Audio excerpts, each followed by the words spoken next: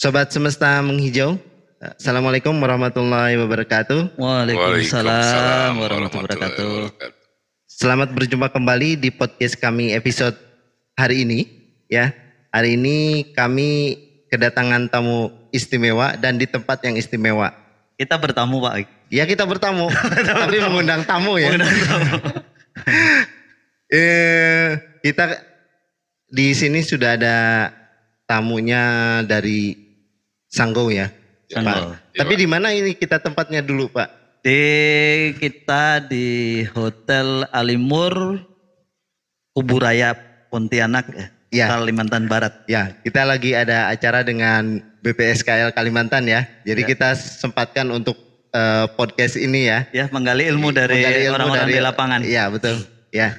Mungkin sebelum lanjut ke inti dari pembicaraan, dipersilakan dulu ini kepada ini Pak Ajis, kemudian ke Pak Maman ya.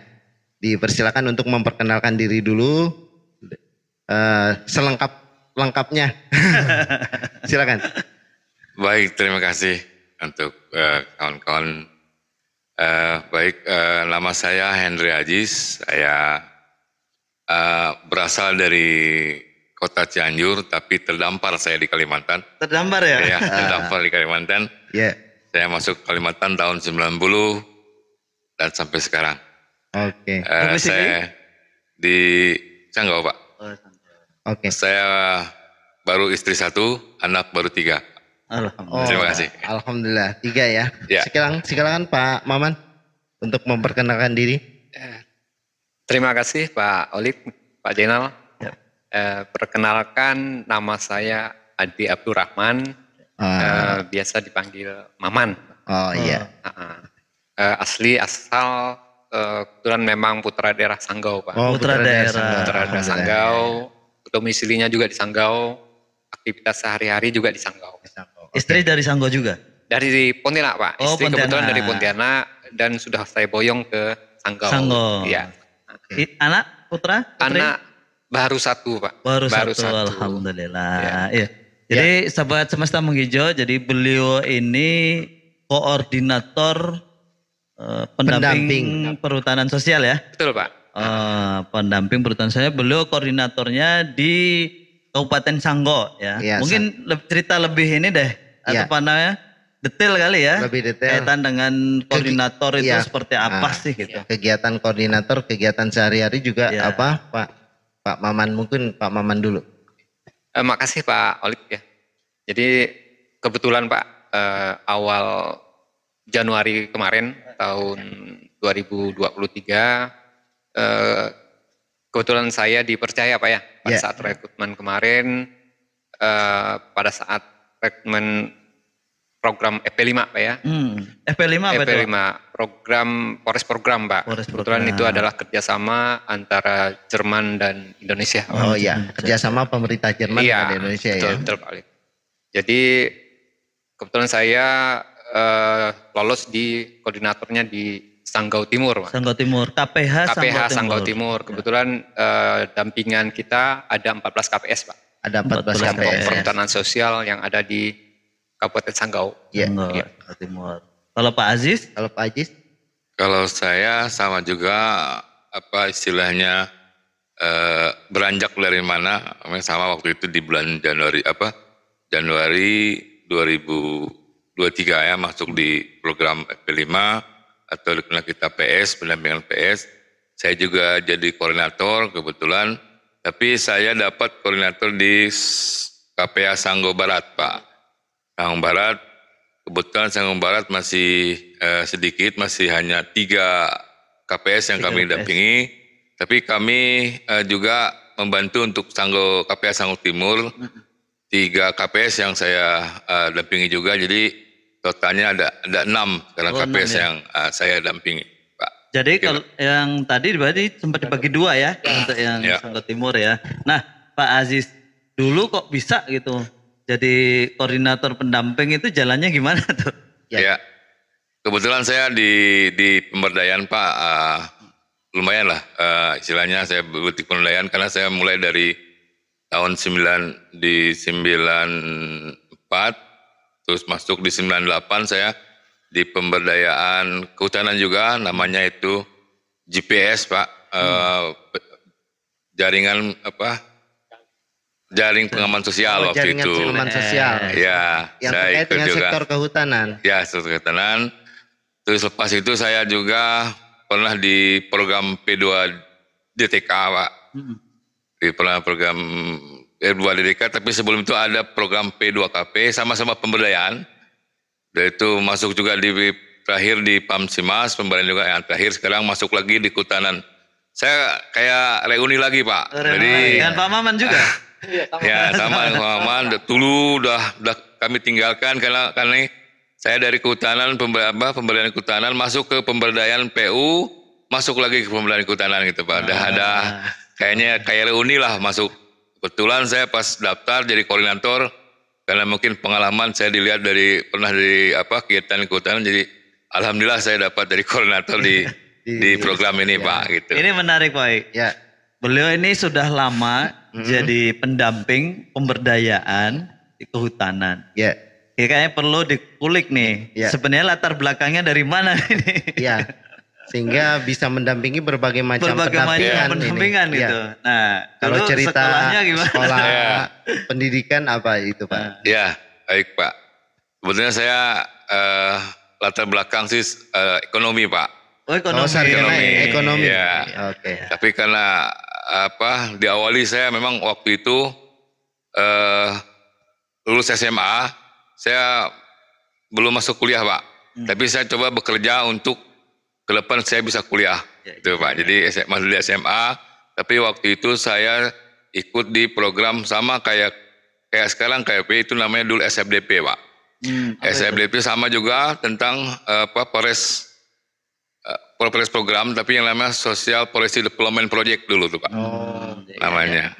Jadi waktu itu memang saya pernah masuk, lanjut setelah selesai dari 1990 saya masuk, 1992 saya masuk, terakhir 2000, dari situ saya masuk ke pemberdayaan yang ada di kehutanan Pak.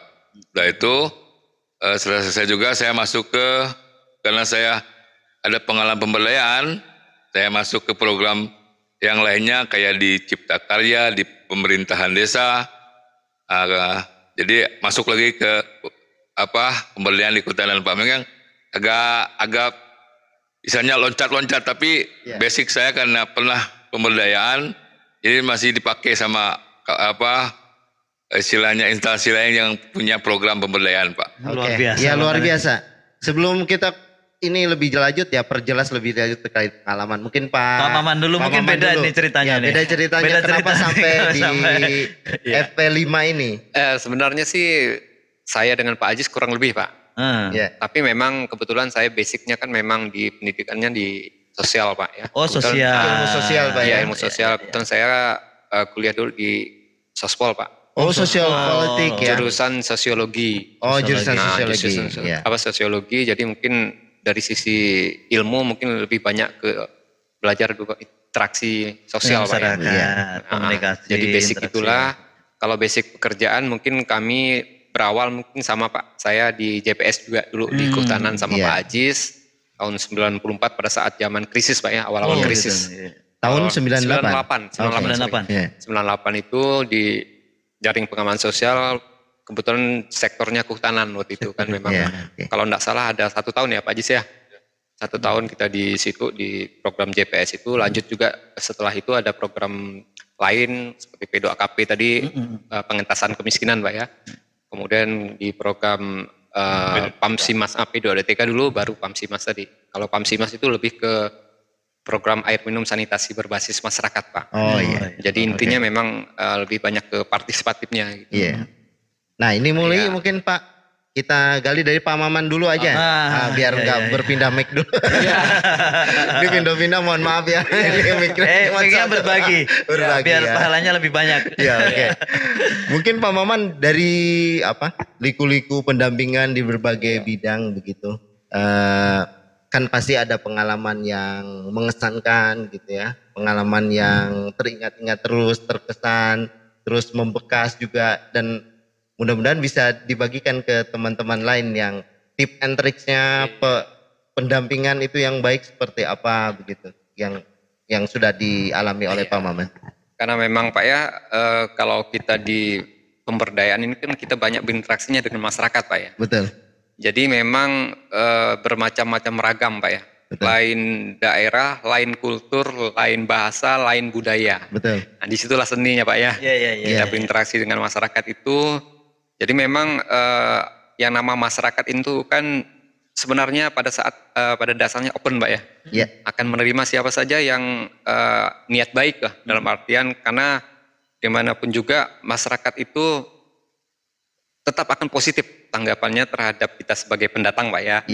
Apalagi kita Bapak pendatang ya. Kalau walaupun kita di lokasi kerjaan itu pendatang ya. Pendatang juga kan. Walaupun asli Sanggau. Ya, asli Sanggau, tapi kan memang dari sisi kultur kalau di Sanggau itu variatif Pak. Variatif ya. Mungkin kalau macam suku Dayak itu memang dia satu suku satu suku Dayak kan. Akan tetapi sub-sukunya banyak itu. Sub-sukunya beda kultur, beda budaya, beda bahasa dan segala macam. Jadi banyak hal-hal yang baru yang kita temui. Mungkin kalau kami kebetulan saya Pak ya, kebetulan kan Melayu, suku Melayu. Suku Melayu identik dengan Islam Pak ya. Betul. Nah, Islam, kemudian kita berhadapan dengan kawan-kawan yang etnis Dayak itu kan. Jadi ada perbedaan kultur sebenarnya. Ada kultur shock lah istilahnya Pak ya, kalau bahasa kerennya kan. Tapi gimana itu cara menanganinya supaya bisa kita tetap masuk? Yang jelas pendekatan Pak ya. Memang awal kita masuk memang kita harus kenal dulu siapa yang bisa kita pegang dalam satu wilayah itu. Pegang kan. itu komunikasinya enak gitu ya, lancar lancar. Menerima adat kita gitu ya. Betul Pak, tokoh adat dan segala macam orang yang berpengaruh yang bisa kita ajak untuk membantu kita mensukseskan program yang kita usung. Jadi seperti itu. Nah ini menarik Pak Oik. Beliau ini kan berdua ya dari tahun 94 ya, berpartner seperti ini. Tadi berinteraksi dengan banyak hal ya, tentunya kultur yang berbeda. Nah, barangkali ada sesuatu hal yang dikiranya sulit gitu. Kira-kira seperti apa? Kemudian langkah misalkan waktu pendekatan nih. Nah, kemudian langkahnya seperti apa gitu. Antisipasinya gitu.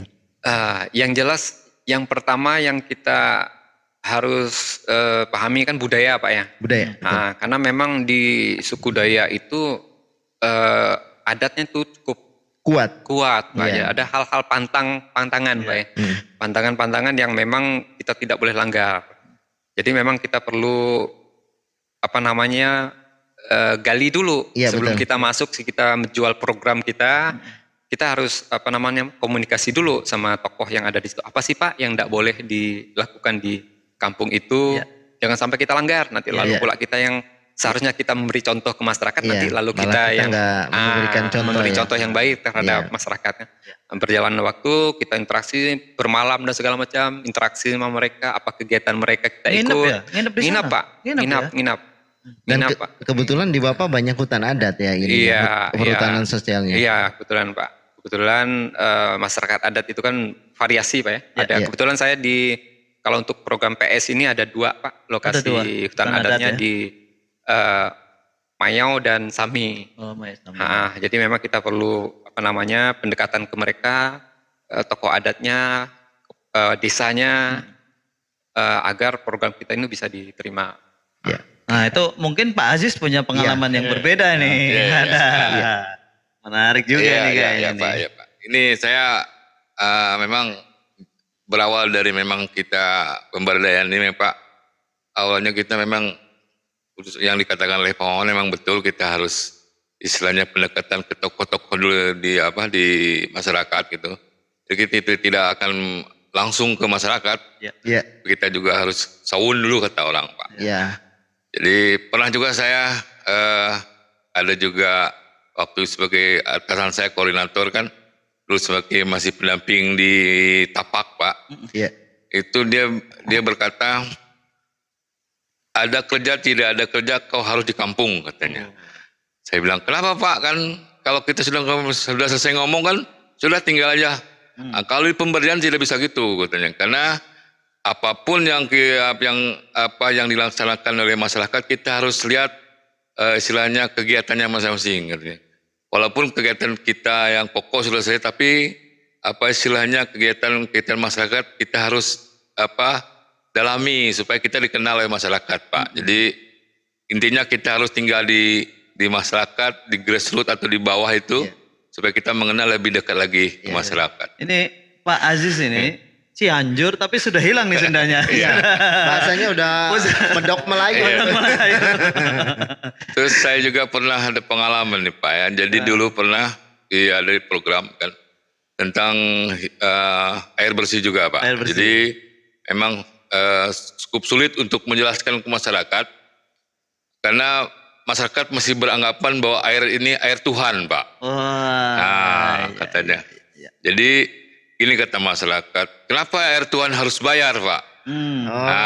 Gitu kan. Karena ini gratis kenapa harus bayar? Saya bilang betul Pak. Ini memang air Tuhan, Tuhan kasih berkah ke kita. Tapi Tuhan juga hanya ngasih kita ke sumber-sumber air yang jauh dari kita yang kita tidak bisa jangkau saya bilang. Jadi barang itu kita harus punya alat. Saya bilang punya alat untuk jangkauan air yang di hutan itu bisa keluar, makanya perlu pipa. Kenapa kami ngomong sekarang kenapa harus bayar? Itulah untuk pemeliharaan pipa-pipa yang dipasang, saya bilang. Itu pendekatannya Kalau Bapak bilang masih air Tuhan, silahkan Bapak ngambil di hutan kan. Daripada kita bayar 5.000 sebulan, kan Bapak rugi ya silahkan Bapak. Jadi lambat laun mereka akan mengerti kalau memang dikasih contoh gitu Pak. Ya mohon maaf kalau 5.000 juga termasuk berat ya Pak? Atau gimana? Atau keinginan? Dianggap 5.000 masih mahal karena mereka menganggap itu masih air Tuhan Pak. Kalau menganggap mahal kita rokok udah sampai 20.000 Pak sehari. Untuk bayar air sebulan aja dia nggak mampu kalau 5.000. Sementara rokok 20.000 kan mampu gitu Pak. Mungkin mulai berpikir juga ya Pak Aziz. Artinya gini, kalau seandainya saya tidak bayar, kemudian pipa-pipa itu tidak dipelihara, saya harus ngambil lagi ke gunung. Betul Pak. Mungkin sudah mulai berpikir gitu juga ya. Yang lambatnya memang agak keras kepala, tapi kita lambat laun ke masyarakat memang harus kita kasih contoh biar mereka lebih paham gitu Pak.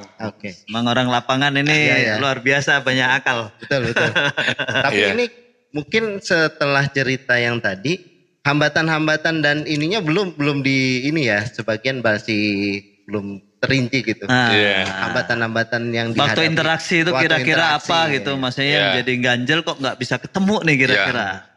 Waktu saya pernah juga pengalaman yang sangat itu juga, itu waktu zaman jaringan sosial ya waktu itu. Jaring pengaman sosial. Jaring pengaman sosial. Itu saya mengadakan pertemuan Pak. Mengadakan pertemuan, satu hari tidak ditanggapi, pertemuan lagi, ternyata ada satu budaya di sana juga Pak. Rupanya harus ngumpul itu harus ada air minum berkata-kata rupanya Pak. Apa itu? Air minum berkata-kata kayak arak. Jadi buatan dari mereka. Ternyata kalau mereka sudah minum, wah lancar tuh Pak. Semua minum. Lancar omongan apa yang itu dikeluhkan keluar semua rupanya. Rupanya karena mereka itu ada kalau udah ngumpul-ngumpul biasa sedikit lah untuk menghilangkan capek. Mereka minum sedikit kayak tuak Pak. Tuak gitu ya. Kearifan lokal ya. Kearifan lokal memang. Tapi buat Bapak itu hambatan ya. Hambatan Pak karena kalau dibiarkan terus kita apa yang kita lontarkan mereka diam semua. Apa yang mau digali diam itu hambatan terus Pak. Jadi minuman ini ya persahabatan. Persahabatan.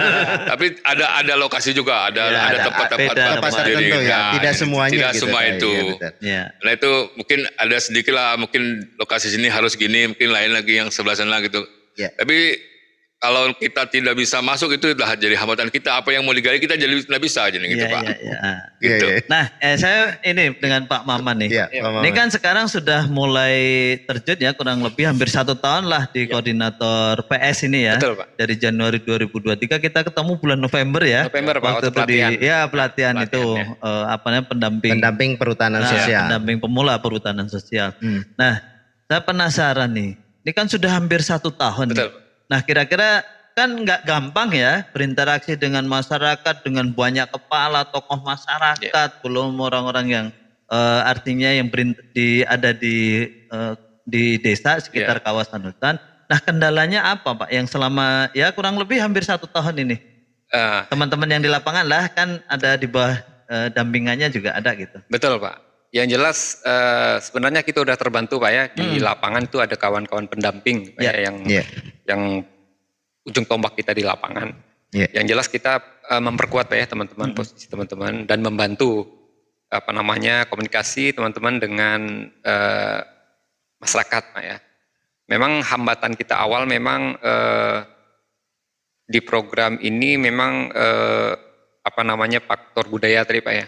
Karena memang masyarakat kan memang kehidupan sehari-harinya memang di hutan Pak ya. Di hutan. Jadi memang hutan itu memang sumber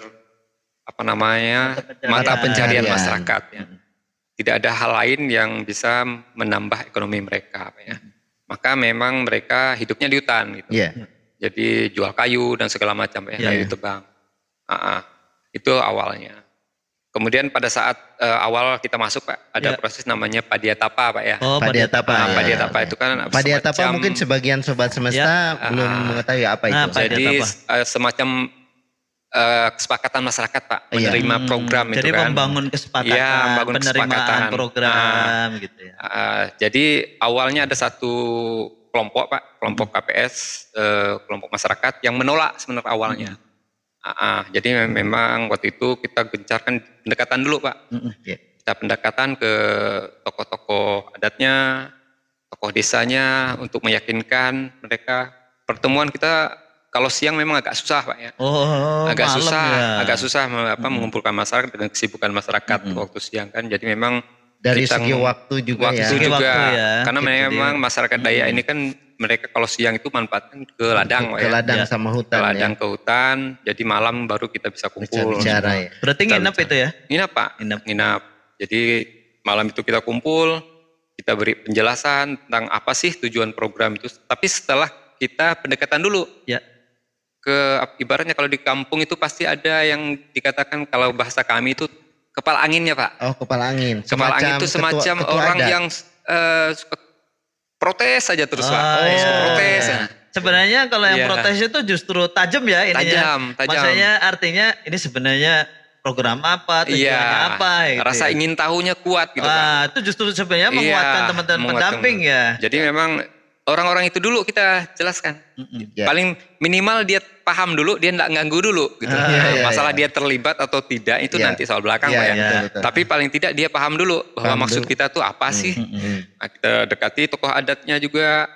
Nanti tokoh adat itulah yang akan membantu. Karena memang dari sisi bahasa Pak, mungkin kita agak kurang matching lah dengan bahasa mereka kan Pak ya. Mungkin kalau bahasa kita bahasa Melayu ini mereka pemahamannya mungkin agak kurang. Tapi dengan dibantu oleh tokoh adat yang ada di situ dengan bahasa mereka, bahasa Dayaknya Pak ya. Jadi mereka bisa paham. Sebentar Pak Maman. Kan di bawah Pak Maman ini mengkoordinir pendamping-pendamping. Iya betul Pak. Nah pendamping-pendamping ini kan sebagian besar dari daerah situ atau seperti apa tuh? Ada sebagian yang tinggal di lokasi itu. Oh, tinggal di lokasi sebagian. Ada juga sebagian yang di luar Pak. Oh, di luar. Mungkin kalau yang dia dari lokasi itu lebih mudah ya komunikasinya. Betul Pak. Dari sisi bahasa mereka lebih nyambung gitu Pak. Dari nyambung. Pendekatan juga mungkin mereka dan udah secara kenal. Ini juga sudah kenal gitu ya. Kenal ya betul. Nah, itu luar biasa tuh. Ya, itu untuk bagaimana cara masuk pertama ke masyarakat, ya komunikasi yang baik. Mensiasati strategi bagaimana kita bisa berkomunikasi gitu ya. Nah ini Pak Oik, kan koordinir 17 ya. 14 KPS dengan Bapak Aziz, Pak Aziz 6 ya. Oh ya 6 ya. 14 sama 6 20 ya. Bukan Pak, kebetulan yang timur juga ada di dampingi Pak Aziz juga. Oh ada. Jadi saya ada 11 KPS yang saya dampingi Pak Aziz 6 ya. Nah dari 17 tadi artinya ini kan sudah berjalan nih. Nah kalau ngumpul-ngumpul dengan teman-teman pendamping nih Pak Aziz nih. Jadi keluhannya apa sih? Kan bisa jadi koordinator mungkin Pak Aziz juga ikut ke teman-teman itu ya pendamping KPS. Nah ini keluhannya apa sih? Tapi sebelum ini minum dulu mungkin minum dulu Pak. Terima kasih. Nah coba Pak Aziz mungkin teman pendamping ini selama ini yang dikeluhkan apa nih sebenarnya? Iya. Kebetulan kami di kegiatan ini emang kami disepakati kita pertemuan sebulan sekali Pak. Sebulan sekali. Jadi semacam koordinasi ya. Koordinasi. Di waktu itulah dinyampaikan kawan-kawan apa keluhan, apa permasalahan di lapangan. Kalau memang saya bisa turun. Kalau memang bisa mereka selesaikan sendiri turun. Jadi kita memang per bulan kita istilahnya ngumpulkan hasil kegiatan yang sebelumnya atau keluhan-keluhan yang ada atau di masyarakat. Kalau memang kita tidak bisa diselesaikan, saya bisa turun, gitu, Pak. Tapi kalau memang ada asosiasi, ada harus kegiatan yang harus dilaksanakan, misalnya ada perintah dari BSKL, karena kita di bawah BSKL, biasanya kami langsung sama-sama dengan pendamping di tapak untuk adakan sosialisasi gitu Pak. Nah tadi kendalanya apa, keluhannya apa nih teman-teman di lapangan nih? Ya pertama dia masih kesulitan untuk walaupun dia ada di tempat situ, di tempat mereka, tapi kadang-kadang mereka kurang dekat dengan desa, dengan aparat desa atau dengan tokoh yang lain. Jadi mungkin biasanya orang yang ada di situ karena udah sering ketemu, kayaknya agak sedikit disepelekan oleh itu. Jadi memerlukan orang luar juga Pak, untuk mendampingi dia gitu. Jadi apalagi supaya kalau dia percaya gitu Pak. Nah, maka saya biasa suka turun gitu kan. Kalau Pak Aziz yang turun kelihatan wibawanya. Gitu. Kadang dianggap orang situ, dia tiap hari di sini gitu kan. Gini-gini. Mungkin walaupun dia memang sering itu, tapi mungkin agak percayanya kurang takut, kurang dipercaya, maka biasa keluhannya gitu Pak. Jadi kami paksa turun untuk lapangan untuk bantu. Gitu, Pak. Oke. Mungkin Pak Maman? Ya, teman-teman di lapangan gimana keluhannya? Kita biar tahu juga. Iya, betul Pak. Memang teman-teman lapangan itu memang rata-rata memang orang lokal Pak ya. Iya. Tapi betul kata Pak Ajis tadi, mereka perlu penguatan juga Pak. Perlu didampingi juga apabila mendekati atau tokoh-tokoh yang ada di lokasi mereka gitu. Apalagi kan yang kita bawa ini program Pak ya. Program. Mungkin pemahaman mereka juga terbatas juga terhadap program kan, jadi kita saling menutupi, kita bantu teman-teman untuk menjelaskan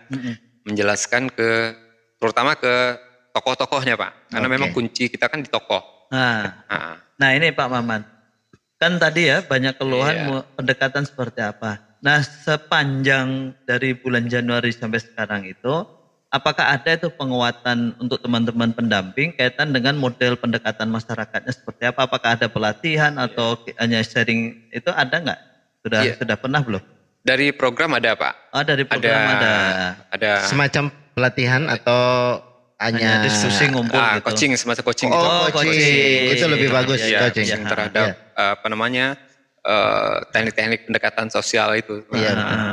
Coachingnya dari mana? Kemudian difasilitasi oleh konsultan biasanya Pak. Konsultan. Seperti yang biasa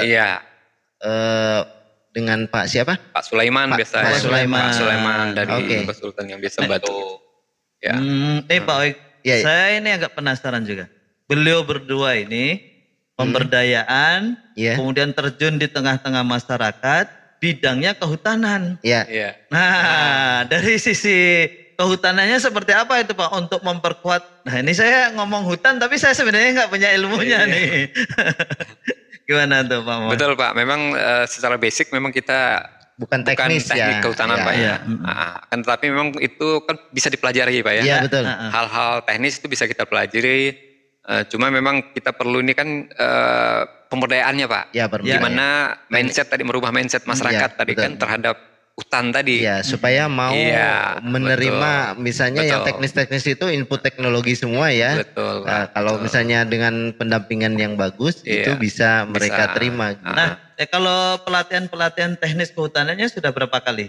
Kalau untuk teknis kehutanannya ada baru kali ini Pak. Baru kali ini. Langsung kan agroforistrinya baru kali ini. Rancangan agroforistrinya. Tapi kalau hal-hal program itu udah berapa kali? Sudah ya. Ini menarik banget nih. Iya menarik. Kayaknya kalau dari wajahnya gini, Pak kita butuh pelatihan gitu. Pelatihan teknis supaya nanti kita ngomong ke hutannya juga nyambung gitu ya. Betul. Nah kira-kira Pak Aziz kebutuhannya apa nih kaitan dengan teknis-teknis kehutanan yang tentu ini kan yang gitu ya Pak Abid. Kan tentu pelatihan juga harus ikut mendukung pencapaian target-targetnya. Nah, sementara betul, ini target apa yang ingin dicapai dengan kapasitas yang belum ada sehingga perlu pelatihan gitu. Apa kira-kira yang dirasakan Pak Aziz dengan Pak Maman? Iya betul. Pertama tadi yang kita sudah pernah latihan adalah agroforestry. Ya, nanti bagaimana cara hasilnya pola tanam di lapangan. Ya.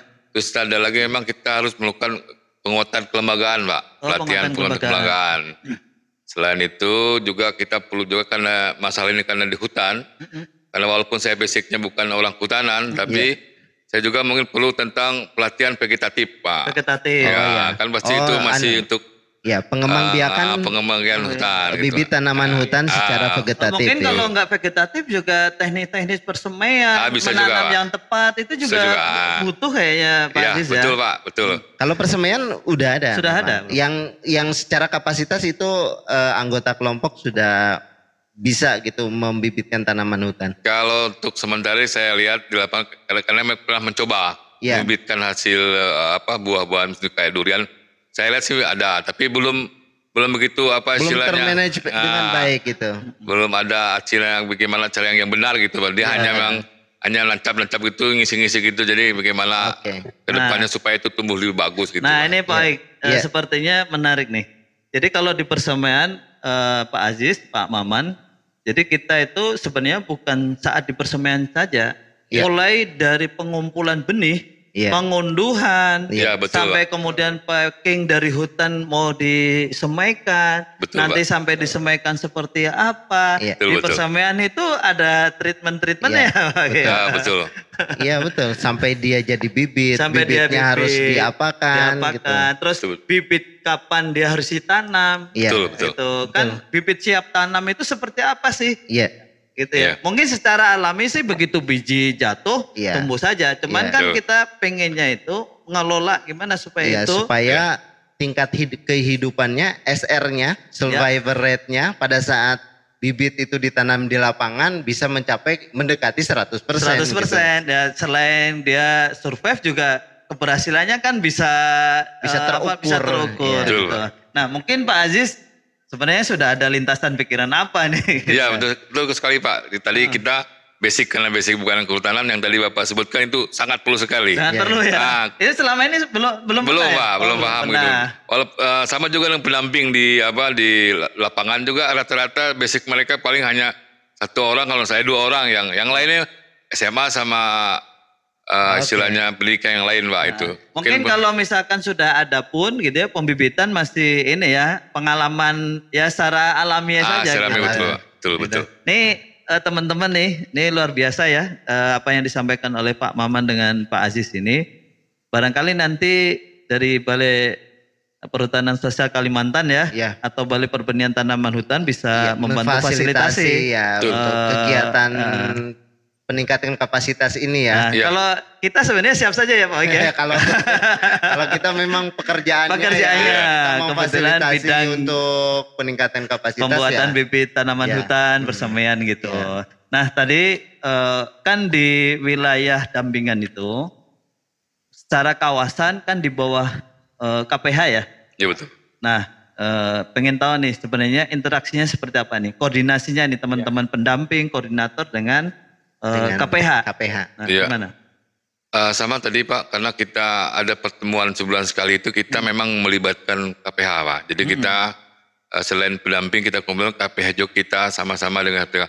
Itu juga kami sebagai laporan karena KPH ini tidak bisa dilepas begitu saja. Karena kami ini bekerja di lokasi yang di bawah KPH gitu Pak.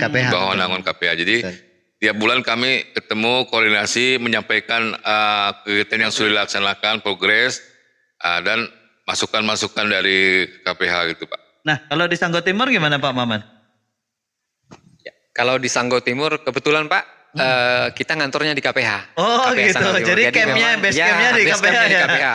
Jadi saya dan admin kebetulan ngantornya di KPH Pak ya. Oh di KPH. Jadi sudah mendapat tempat ya. Iya betul Pak. Jadi memang jadi mudah koordinasinya. Lebih mudah Pak. Ya, jadi ada hal-hal terkait dengan kondisi lapangan segala macam itu up to date Pak. Oh up to date. Informasi kalau mereka dapat informasi baru dari lapangan, mereka akan nyampaikan ke kita.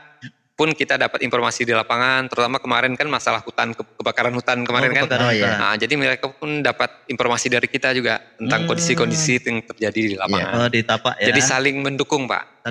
Saling mendukung antara kita dengan pihak KPH-nya. Nah, ini Pak Aik, tadi kan sudah bicara dari sisi kita nih. Ya. Nah, dari sisi masyarakat sendiri seperti apa Pak?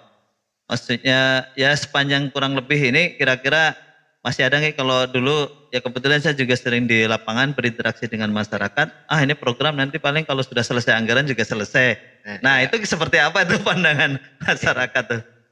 Ya betul Pak. Memang awalnya persepsi masyarakat seperti itu Pak. Awalnya apalagi kalau kegiatan itu rapat aja kan. Mereka bertanya-tanya terus kapan ininya kan. Nah, jadi disitulah kita membangun interaksi Pak ya. Interaksi dengan masyarakat. Dan saling percaya. Menjelaskan program bahwa kita ini dampingan kita ini bukan cuma sehari 2 hari. Iya, tapi kalau bisa jangka panjang. Apalagi ini kan manfaatnya untuk mereka kan. Iya, betul. Mereka udah dibantu oleh pemerintah untuk kegiatan-kegiatan yang menunjang ekonomi mereka kan. Mereka diberi kesempatan untuk berusaha dan segala macam. Itulah tugas kita tadi. Menjelaskan ke masyarakat tadi kan, meyakinkan mereka bahwa niat baik pemerintah itu ada gitu kan. Nah, saya kadang berpikir ini Pak Oik. Kalau berpikir dari pendamping atau mungkin dengan koordinator pendamping. Artinya proyek ini kan ada batas terbatasnya. Ada batas. 5 tahun, 6 tahun atau 7 tahun. Kadang saya berpikir gini. Kalau jadi pendamping saat ini kan dapat insentif dari proyek itu. Nah, harusnya sudah mulai berpikir kali ya. Supaya dari apa yang kita upayakan di masyarakat, kita ngelola kawasan, diberikan kewenangan untuk kelola kawasan, mungkin nanti ke depan setelah proyek ini selesai, kita dapat insentif juga. Jadi artinya tapi bukan langsung dari penyandang dana. Penyandang dana artinya sudah bisa mampu membangun kemandirian. Nah itu gimana tuh? Gimana strateginya itu Pak? Kira-kira? Yang jelas kita membangun jaringan Pak ya. Jaringan. Bangun jaringan, apalagi Sanggau itu kan daerah perbatasan Pak ya. Jadi memang prospek-prospek itu cukup luas sebenarnya untuk kita kembangkan. Terbuka. Apalagi media sosial juga kan berpengaruh kan. Disitulah kita membangun kerjasama tadi dengan masyarakat Pak ya. Mungkin setelah program selesai, apabila mereka sudah mengembangkan suatu produk unggulan mereka kan, kita bisa menjalin komunikasi tadi, bisa menjalin mungkin di satu sisi kita bisa menjadi jembatan Pak, jembatan bagi mereka untuk pihak luar yang bisa menampung produk-produk mereka kan, paling tidak ada nilai tambahnya gitu. Nah ini dari Pak Maman kan jaringan, kemudian buka pasar, gitu ya. Kemudian media. Iya betul. Nah kalau dari Pak Ajis apa? Gimana? Maksudnya kan tadi sudah disampaikan Pak Maman ada produk-produk unggulan. Nah sebenarnya potensi kawasan yang didampingi Pak Aziz dan Pak Maman nih apa saja nih? Mungkin dari Pak Aziz dulu nih. Potensi-potensi apa sih sebenarnya? Yang bisa jadi produk unggulan. Produk gitu. Kemudian bisa berkesinambungan, berkelanjutan gitu. Iya, karena kita memang sebagai pendamping perhutanan sosial, khususnya memang kebanyakan di hutan-hutan lindung Pak ya. Hutan lindung. Jadi yang kita pastikan produk kita yang unggulan pasti HBK Pak. Hasil hutan bukan kayu. Ya. Sementara yang di lokasi ini kebanyakan memang durian Pak. Durian gitu. Selain durian bisa ada lay juga atau pekawai. Pekawai itu? Lay Pak kalau lay juga ya. Lay itu mungkin Sobat Semesta Menghijau baru tahu nanti kalau lay itu durian kecil. Durian mini ya. Ukurannya mini. Sebetulnya banyak juga durian itu, selain lay ada lagi namanya trotong Pak. Kalau itu sama gimana lagi itu? Itu hijau Pak, tapi bukanya tuh tidak bisa pakai tangan. Dia harus pakai pisau. Itu memang itu jenis. Jadi mungkin produk-produk unggulan ini nanti kita bisa olahan turunannya Pak. Karena selama ini memang yang banyak dihasilkan memang di lokasi yang kita ini hutan lindung, karena kita tidak bisa mengolah dan bagaimana kita ambil HBK-nya. Dan memang unggulan-unggulan yang sudah ada ini kita identifikasi durian yang mana sudah terkenal sampai ke luar negeri misalnya, karena kita ada lokasi juga di daerah Malenggang, daerah Sugumun. Itu memang kita coba akan prioritaskan bagaimana cara pengolahan durian ke depannya, Pak. Maka tadi kita dari awal kita sudah ada sedikit bayangan saya kalau memang ke depan ada pelatihan pembibitan, Pak. Ya. Itu kalau ada daerah hasil hutan gunung kayu sungai biji-biji durian kita bisa kembangkan lagi tuh, Pak. Gitu Pak ke depannya. Luar biasa ini. Gitu, Pak. Jadi kalau ada pelatihan itu nyambung. Nyambung, Pak, gitu. Jadi dengan saya pernah satu lokasi itu ada terkena durian yang sangat bagus, Pak. Jadi karena tidak istilahnya dilakukan sebagai penyambungan pucuk tuh, Pak. Jadi hilang sekarang. Tinggal satu-satunya itu durian yang bagus tuh hilang karena tidak ada untuk istilahnya dipertahankan kelanjutannya. Harus ada sumber daya genetik, konservasi gitu, sumber daya genetik ya. Karena kalau dari biji belum tentu ikut lagi dengan induknya, Pak, gitu. Benar. Padahal kalau dari segi teknologi sederhana menyambut. Tapi karena pengetahuan tadi belum di transfer gitu ke masyarakat menjadi itu. Hilang. Saya itu pengalaman di Sungai Dangil, Pak, kemarin saya lihat. Dia bercerita masyarakat ke saya, nih Pak, di sini ada durian yang bagus dulu karena sudah tua, tidak ada yang istilahnya untuk dikembangkan lagi lalu mati hilang, jadi kita tidak bisa lagi. Dan sebenarnya ini Pak Aziz ya, artinya durian itu nggak diolah pun pangsa pasarnya juga sudah bagus ya. Betul. Apalagi nanti sudah ada diversifikasi produknya. Betul. Ya. Nah kalau di Pak Maman selain durian apalagi yang ada? Jadi unggulan selain HBK? Atau kenapa tidak wisata alam, jasa wisata gitu tidak dikembangkan? Ada, Pak. Kebetulan ada satu lokasi itu memang prospek wisata itu besar sebenarnya, Pak. Dia punya daya tarik, Pak, alam, namanya Bukit Logah, Pak. Bukit Logah. Ya. Ada apa istimewanya di situ? Di situ pemandangan indah, Pak. Bukit. Kalau kita biasa sebut Bukit Teletabis, Pak. Bukit Teletabis. Bisa kayak model Bromo. Betul, Pak. Itu ada padang ilalang dan segala macam itu. Itu cantik sekali. Itu sarana kalau akhir pekan itu mahasiswa itu sering ke situ, Pak. Sering ke situ mahasiswa. Cuman belum dikelola dengan maksimal. Jadi memang kemarin itu di kawasan PS-nya. Betul, Pak. Di kawasan PS kebetulan itu peluang. Di Desa Idas. Sekarang belum dikelola aja udah lumayan ada muncul mahasiswa ya. Iya, betul, Pak. Jadi itu akan kita dorong nanti ke depan. Di situ juga kebetulan juga taman alamnya itu akan kita kembangkan durian juga, Pak. Karena memang kebetulan kita sering komunikasi dengan Dinas Pertanian, Pak, Dinas terkait, Pak. Sanggau ke depan memang akan didorong menjadi sentra durian, Pak. Sentra durian Kalimantan Barat. Jadi nyambung lah. Kalimantan Barat ini menjadi ikon durian.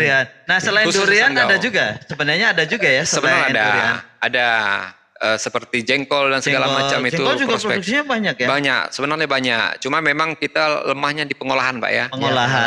Jadi perlu kita kembangkan ke depannya gimana sih pengolahan jengkol yang baik. Kalau kita sering lihat di media kan, jengkol itu bisa macam produk, Pak ya. Mungkin pengetahuan masyarakat terhadap pengolahannya, jadi nilai ekonomisnya kurang.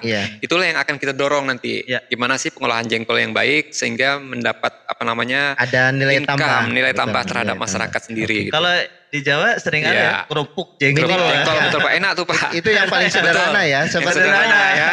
Apalagi dikemas dengan kemasan yang baik, yang menarik. Betul. Mungkin itu kalau jengkol ada, berarti pete juga ada ya? Ya, pete ada juga, Pak. Pete ada juga ya. Jengkol, pete kan satu saudara itu. Ya, betul, Pak. Oke.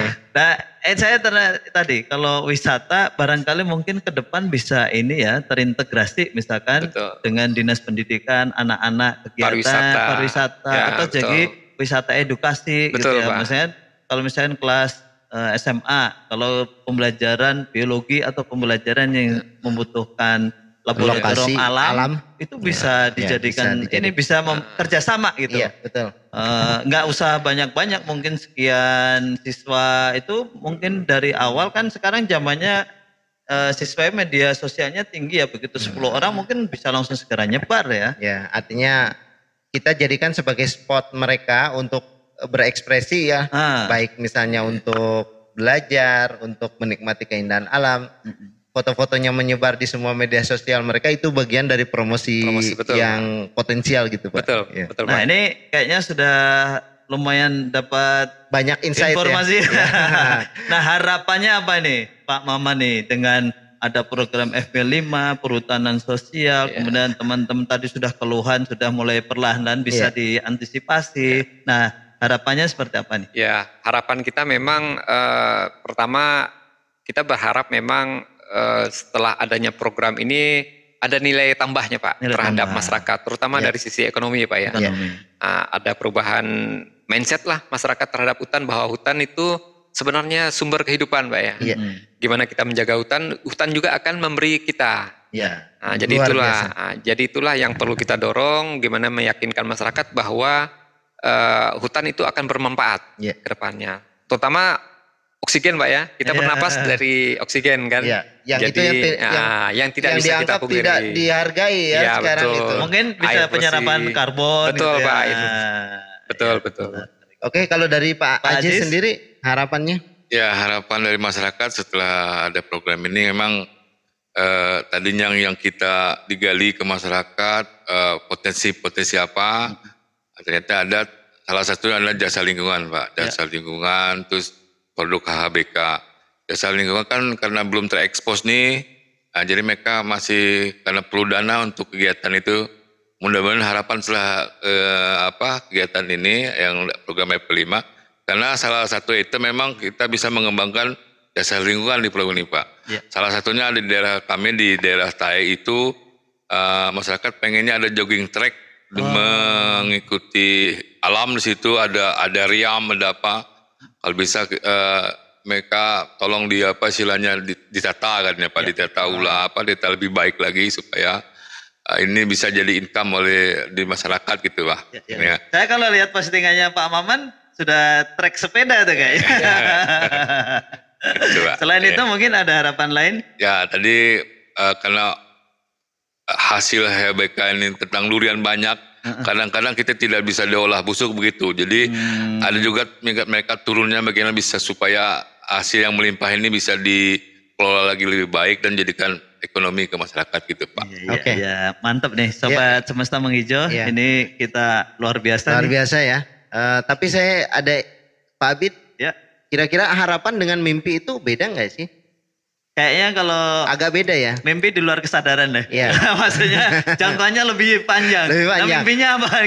Tapi kira-kira ini saya mau tanyakan, kalau memang beda mimpi dengan harapan. Kalau mimpinya Pak Ajis itu selama ini menjadi pendamping, sebenarnya apa sih yang diinginkan di masa depan itu apa gitu? Saya kira memang kita harus berani mimpi Pak. Iya, harus berani. Kalau tidak bermimpi, jangan berhayal. Dari mimpilah kita berhayal gitu Pak. Ya. Kira-kira apa? Jadi saya kira memang saya berharap, karena saya ini dari dulu pemberdayaan, saya pengen ada agen perubahan di masyarakat, sebagai kader agen perubahan di masyarakat. Tiap masyarakat itu ada. Jadi apa yang kami sudah lakukan ke masyarakat, jadi ada peninggalan, ada agen-agen di masyarakat untuk bisa lebih baik dan lebih maju lagi. Ya, luar biasa Pak Ajis ya. Pak Maman, kira-kira mimpinya apa Pak Maman? Kalau saya Pak, pinginnya ada 1 atau 2 KPS yang menjadi unggulan Pak. Unggulan. Paling tidak KPS itu ada nama di kancah nasional itu Pak. Itu mimpi kita. Tapi kalau sebenarnya kalau saya tuh internasional juga kan tinggal nyebrang sedikit aja. Betul juga Pak ya. Tapi harapan kita memang ada paling tidak ada catatan sejarah lah bahwa KPS yang didampingi oleh Pak Maman menjadi terbaik di tingkat nasional. Amin. Luar biasa ya. Pak Bin, mungkin kita cukupkan dulu ya. Sudah banyak kita insight sudah banyak yang kita peroleh informasi dari Pak Maman dan Pak Ajis. Terima kasih Pak Maman atas kehadirannya di podcast ini. Pak Ajis juga. Sobat Semesta Menghijau, terima kasih atas perhatiannya. Jangan lupa selalu kunjungi channel kami ya. Kami posting 1 minggu 1 kali ya. Selain juga dapat disaksikan di YouTube kami, channel Semesta Menghijau. Podcast ini juga bisa diperdengarkan di Spotify, kemudian di Noise dan di YouTube Music untuk diperdengarkan podcast ini. Ya, terima kasih. Ini Pak Oik, kita kebetulan berpartner dengan Pak Oik ini kurang lebih 1 minggu ya di Kalimantan Barat. Jadi kita kulik banyak di Kalimantan Barat ya. Kemarin informasi yang luar biasa ya. Luar biasa. Kemarin kita informasi dari Loncek Raya ini dengan koordinator di Sanggo Timur dan Barat. Sanggo Timur dan Barat. Nanti kita saksikan juga rencana kita banyak yang kita akan kunjungi ya. Mudah-mudahan. Semampunya. Ya. Mudah-mudahan menjadi tambahan ilmu, pengetahuan, pengalaman bisa dinikmati. Siapa tahu bisa menginspirasi Bapak dan Ibu, adik, kakak ya. Setidaknya bisa buat teman pengantar tidur. Ya. Kita. Baik, terima kasih Pak atas kehadirannya, Pak Maman. Pak Ajis ya. Sampai ketemu lagi di episode berikutnya. Assalamualaikum warahmatullahi wabarakatuh. Salam lestari.